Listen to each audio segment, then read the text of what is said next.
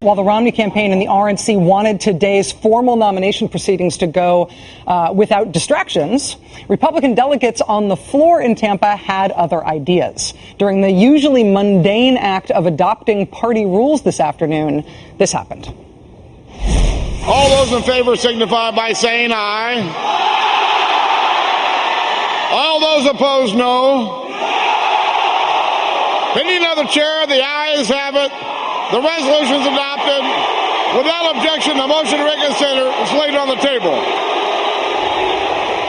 Conventions aren't supposed to look like that anymore. Those vocal delegates were objecting to rules put in place essentially by Romney surrogates, specifically by John Sununu, the chairman of the Rules Committee. A convention drama in the afternoon that I think the RNC had tried very hard to avoid. Andrea Mitchell is on the convention floor for us in Tampa. Andrea, do we know exactly what all that was about today on the convention floor and how it resolved? It was resolved in Mitt Romney's favor. They completely muscled the Ron Paul people. Rachel, what this was all about was insurgents like Ron Paul and others like Sarah Palin who believe that the party rules should allow, as they have for the last 4 years, should allow those kinds of candidates to be able to go to state conventions even after a primary or caucus and try to roll up delegates, which they did. So Ron Paul actually got 190 delegates here tonight. Not enough, obviously, to grab the nomination, but enough to perhaps potentially cause an embarrassment. And if he had had one more state, he had Iowa, Nevada, Louisiana, Minnesota, one more in Nebraska, he would have been able to get on the official ballot. So they actually sent top operatives, including Ben Ginsberg, one of the top advisors to Mitt Romney, out to Nebraska to make sure he didn't win. Now the rules have changed so that the party's nominee, the person who really rolls up the delegates, will be able to make sure that those state conventions can no longer have that kind of power. And the Rules Commission chair, who was really involved in all of this, was John Sununu, who knows something about contested conventions. Actually, the last contested Republican nomination fight was 1976. A lot of us were in Kansas City when that happened, and there was a lot of excitement. But you and Mitt Romney didn't want that kind of excitement.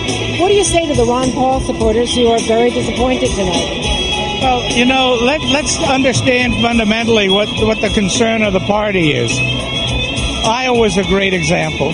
Mitt Romney and Rick Santorum each got about 35% of the vote, 70% of the vote, and the rest was distributed amongst the other candidates. Ron Paul's numbers were close to single digit.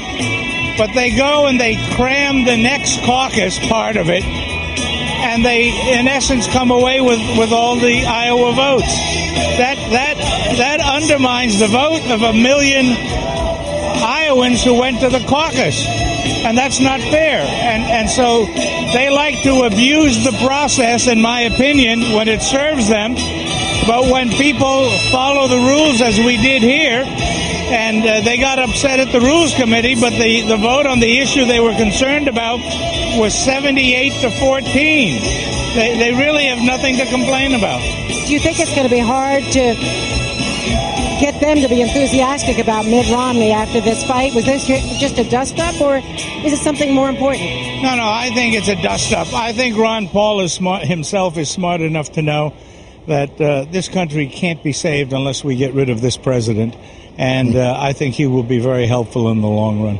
Governor Sununu, thank you very much. Thank you very much. And the judgment here is that Ron Paul wants a future, a political future for his son, Rand Paul, the senator, of course, from Kentucky, and that's why he didn't push this fight beyond where it went today. Rachel? Andrea, thank you very much. Good to get John Sununu on the record about that. What was so remarkable about that, in part, was to see not just the Ron Paul folks, but people like Michelle Malkin, who has a big constituency on the right, and Freedom Works, the Dick Army, sort of AstroTurf Tea Party group, and a lot of other people taking their side in this one, not leaving the Ron Paul folks out on their own. It's interesting to see Sununu sort of dismiss it as a Ron Paul only phenomenon. I guess we'll have to wait to see if that sort of dissent does roll on forward. That's what the Mitt Romney people hope. All right. I appreciate it, Andrea. We'll be